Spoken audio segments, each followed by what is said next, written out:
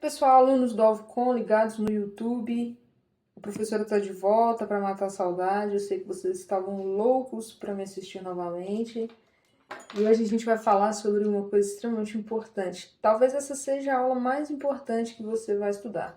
Se você é um concurseiro, não importa para qual banca ou para qual cidade ou para qual carro que você vai fazer a prova, não importa, porque se você não sabe princípios e diretrizes do SUS, provavelmente você vai ficar perdido em todo o restante da legislação e vai ficar perdido em questões de prova que muitas vezes são pegadinha ou algum tipo de interpretação. Porque, assim, basicamente, princípios são a base, né? A base do SUS, a base do Sistema Único de Saúde. É por isso que, muitas vezes, algumas políticas públicas são aplicadas, a gente não concorda muito com elas, mas aí quando a gente vai olhar os princípios e diretrizes do SUS, faz sentido. Epa, isso aqui está de acordo com o SUS. Lembre-se, isso não tem que estar de acordo com as minhas crenças pessoais, tem que estar de acordo com o Sistema Único de Saúde. Primeira coisa, qual que é a diferença entre princípios e diretrizes? Vamos lá. Princípios, porque são duas coisas que aparecem muito em concurso, aparecem muito nas provas, as pessoas ficam perdidas, porque princípio e diretriz parece tudo a mesma coisa, você se confunde, é a universalidade, a integralidade, aí do nada você já está falando, já está achando que é descentralização. Descentralização não é um princípio, não tem como ser um princípio. Por quê? Princípio, princípio do SUS é o porquê das coisas. Por quê? O quê? Então, por que existe o SUS? Por que o SUS atua de tal forma e não de tal forma? Porque o princípio é o que responde a isso. O princípio é o porquê. Pensa nos princípios da nossa vida. Eu tenho princípios. Sim, eu tenho princípios. Eu sou uma pessoa, por exemplo, honesta. Honestidade é um princípio. E a honestidade, ela se aplica a quê na sua vida? A tudo. Se ela é um princípio, ela tem que se aplicar a tudo na sua vida. Quando você tem, por exemplo, a crença em Deus como um princípio da sua vida. Então, a crença em Deus, ela vai nortear tudo. Todas as atitudes, todas as ações, todas as decisões que você tiver, elas vão ser norteadas pela sua crença em Deus. Porque se você crê em Deus, isso é um princípio, isso são princípios, né? Os princípios cristãos, por exemplo, a gente ouve muito falar sobre os princípios religiosos, a grande maioria dos brasileiros são pessoas cristãs, então você vai conseguir assimilar princípios cristãos. O que é o princípio? É aquilo que norteia a minha vida, é aquilo que eu uso principalmente para tomar decisões, quando eu estou perdido, eu não sei para onde eu vou. Então, eu uso o princípio, os princípios, os valores, né? Confunde-se um pouco, mas no SUS a gente usa apenas o termo princípios. Então, o princípio é o porquê. Por que eu faço alguma coisa de tal forma? É o princípio. E as diretrizes? Quais são as diretrizes? As diretrizes são os caminhos que eu devo tomar. As diretrizes, elas não, no caso do SUS, né, assim, colocando aqui pra gente, elas não necessariamente vão ter a ver com os princípios. Muitas vezes você não vai encontrar correlação alguma. Então, são palavras que, se colocar na sua prova, podem se tornar palavras soltas, mas quando você entende o que é uma coisa e o que é outra, acaba, não tem mais enigma. As diretrizes, elas são o como. Então, os princípios são o porquê. Por que isso acontece? Por que eu faço isso? Eles são os balizadores das suas decisões. E as diretrizes? As diretrizes são como. Como que eu aplico as coisas? Como que eu faço as coisas? Quando a gente fala sobre princípios no SUS, existem três princípios fundamentais, três princípios mais importantes. Na verdade, o que vai cair na sua prova são esses três princípios: universalidade, integralidade, equidade. Tem outros princípios? No âmbito da Lei 8080, você vai decorar esses três princípios. Você vai entender, né? Vai aprender e vai decorar esses três princípios. Porque eles são princípios do SUS. Não importa se é o SUS do município X ou do município Y, não importa se é o SUS federal, não importa em qual âmbito do SUS você está. São princípios do SUS. Universalidade. SUS é para todos, ele é universal, ele atinge a todos. O SUS é igual a graça de Deus. A graça de Deus não é para todos, indiscriminadamente? Indiscriminadamente, então, alcança a todos. O SUS também alcança a todos. Todos quem? Todos que estiverem no território nacional. Quando a gente fala, por exemplo, sobre pessoas estrangeiras, a pessoa chegou no Brasil, a gente recebe, né, do trabalho a gente recebe pessoas estrangeiras, elas acabaram de chegar ao Brasil, muitas vezes elas não têm, legalizaram nada, elas chegam com documento, já tive alguns que chegaram com documento do país deles, não tinham um documento qualquer ali, emitido pelo Brasil, não tinha um CPF, não tinha um cadastro de pessoa física, chega no Brasil e vai utilizar o SUS. Por quê? Porque é para todos, todos que estão em território nacional. Onde tem SUS, atinge a todas as pessoas que estão naquele território.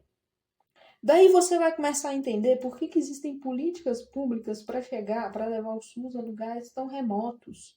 Por que, por exemplo, faz-se um esforço tão grande, constrói-se, inclusive existem até barcos, né? Existem UBSs que são barcos para chegar nas regiões mais remotas da Amazônia. Por quê? Porque o SUS é para todos, inclusive para as pessoas indígenas, inclusive para as pessoas que vivem afastadas.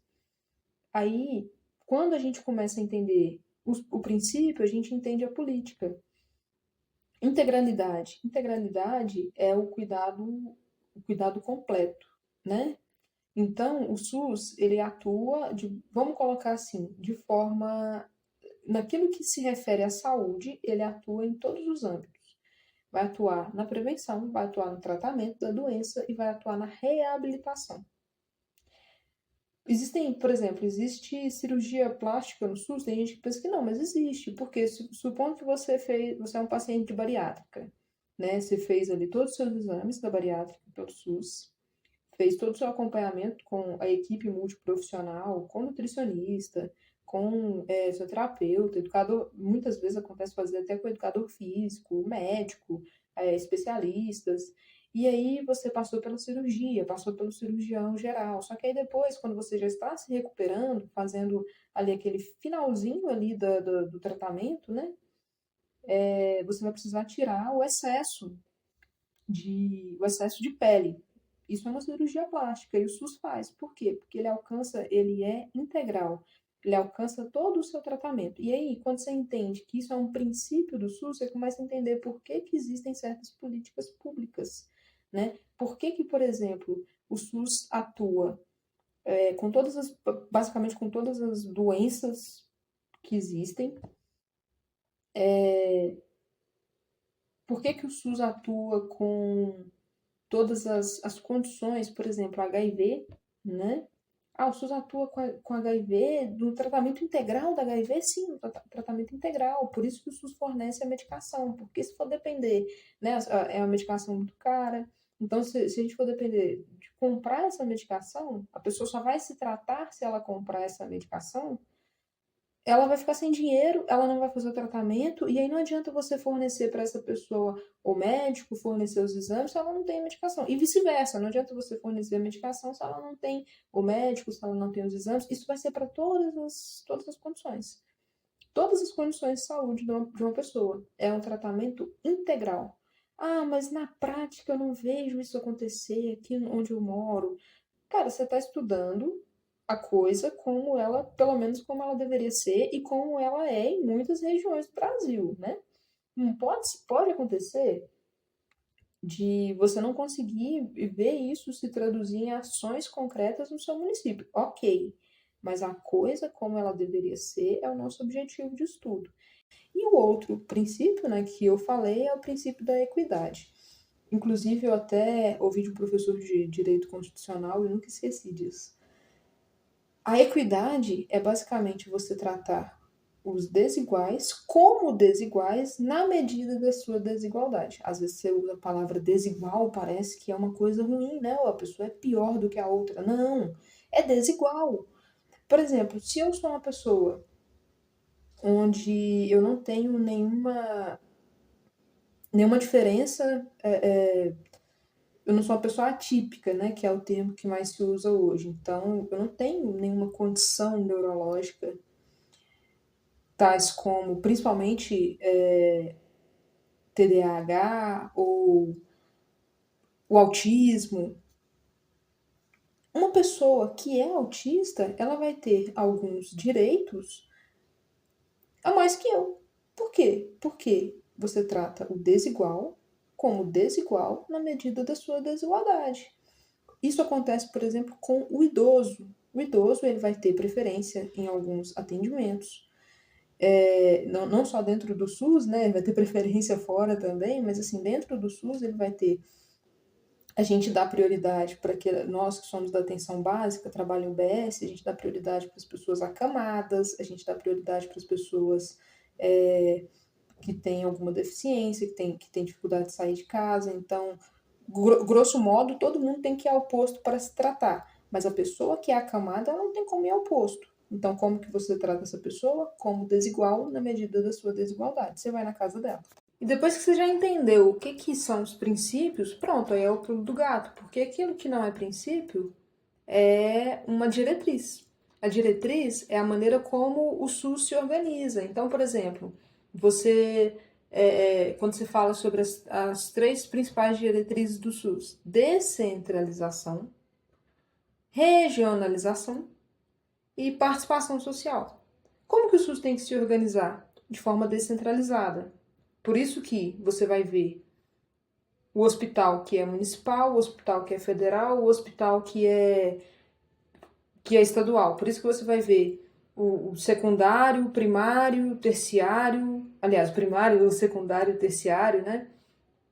Você começa, a porta de entrada do SUS, né, que a gente sempre fala, e vocês vão ouvir muito falar sobre isso, a tal porta de entrada do SUS, basicamente é a atenção primária. A atenção primária são as UBSs, né, que abrigam ali as equipes de saúde da família. Então a gente fala sobre toda a estratégia de saúde da família, falando justamente sobre essa.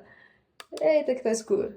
Sobre essa organização, essa forma de organizar, de forma o quê? Descentralizada. Você descentralizar é tirar do centro para a periferia, né, para o arredor. Então, por exemplo, ao invés de eu pegar o governo federal, criar uma única norma, e essa norma tem que ser seguida à risca por todos os demais entes federativos, então todos os prefeitos têm que fazer de tal forma, todos os estados, né, os governadores têm que fazer de tal forma, não funciona assim. Uma política pública aplicada num município do sul do Brasil não pode ser a mesma política pública aplicada no município do Nordeste, dadas as suas diferenças. Um é frio até quente, um tem uma condição econômica, o outro tem outra, um tem um povo com uma cultura, o outro tem outra cultura, né? Então, dada a sua própria natureza, às vezes, primeiro, vamos lá,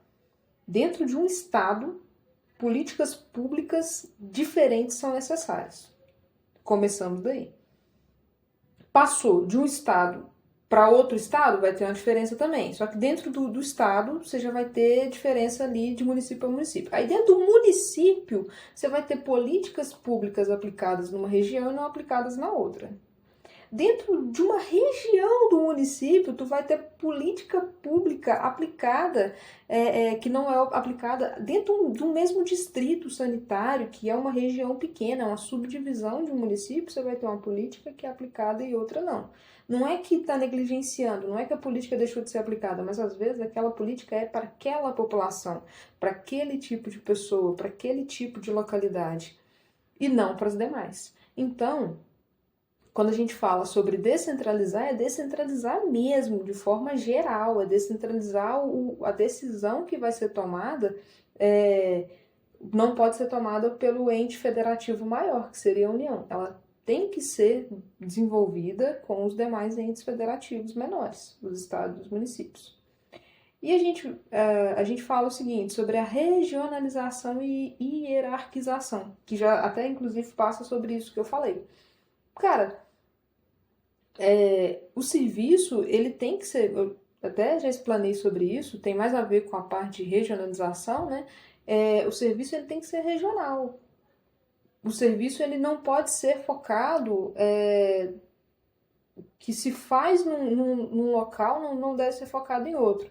E eu vou dar um exemplo ainda mais profundo. Às vezes, dentro de uma unidade básica de saúde, uma UBS, que pega ali uma determinada população, supondo que essa UBS tem 3 equipes. Dentro de cada equipe, você vai ter uma forma de trabalhar para conseguir atingir aquela população, para conseguir amparar aquela população. Às vezes, dentro de uma mesma equipe, com microáreas, quando a gente pega uma única equipe e divide, a gente chama de microáreas. Dentro de uma mesma equipe, você vai ter formas diferentes de trabalhar e formas diferentes de se fazer uma determinada política pública. E aí você fala, por que isso? Porque é uma das diretrizes do SUS. Você não trabalha de uma forma extremamente padronizada. É até uma discussão que a gente tem um pouco aqui no nosso município, até onde a gente consegue levar a padronização do serviço sem interferir nas diretrizes e nos próprios princípios do SUS, né? E essa questão de hierarquização. Então,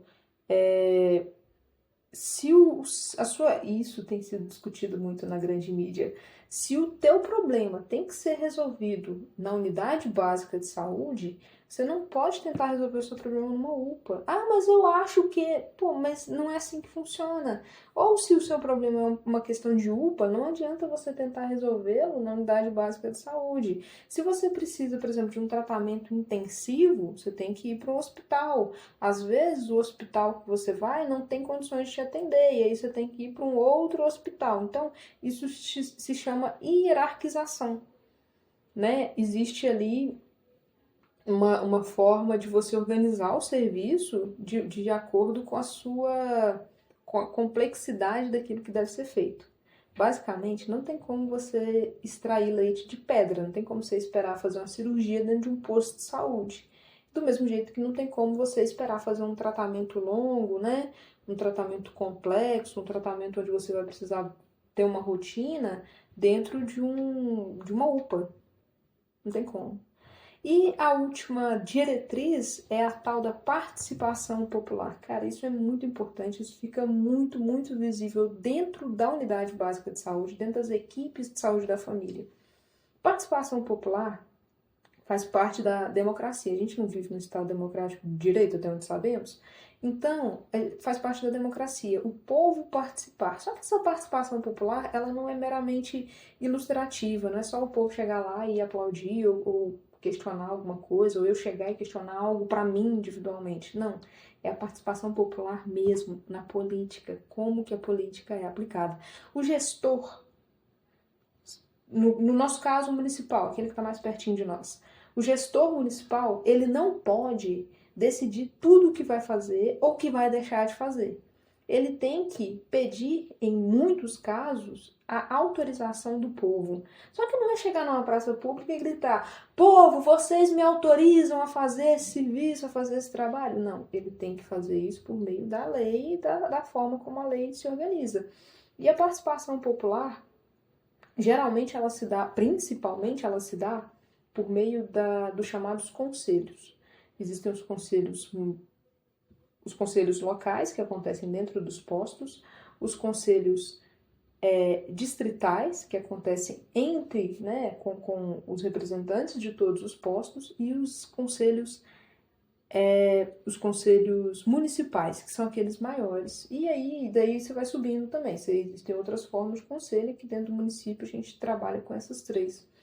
E basicamente, o conselheiro que é eleito e tem todo um ordenamento, né? Não é só você chegar lá e falar, eu quero ser conselheiro. Não, você tem que passar por uma eleição, você tem um período para você ser conselheiro e tudo certinho. Os conselheiros, eles votam para onde vai ou para onde não vai recursos do SUS. Por isso que às vezes você vê algumas obras, isso não só na saúde, né? Você vê algumas obras acontecendo por meio de participação popular, porque as pessoas votaram, as pessoas escolheram. Só que existem, tanto na segurança, e eu gosto muito de falar da educação, para as pessoas terem um balizador, tanto na segurança quanto na educação, tem muito participação popular. Na educação é disparado. Você elege o diretor da escola, né?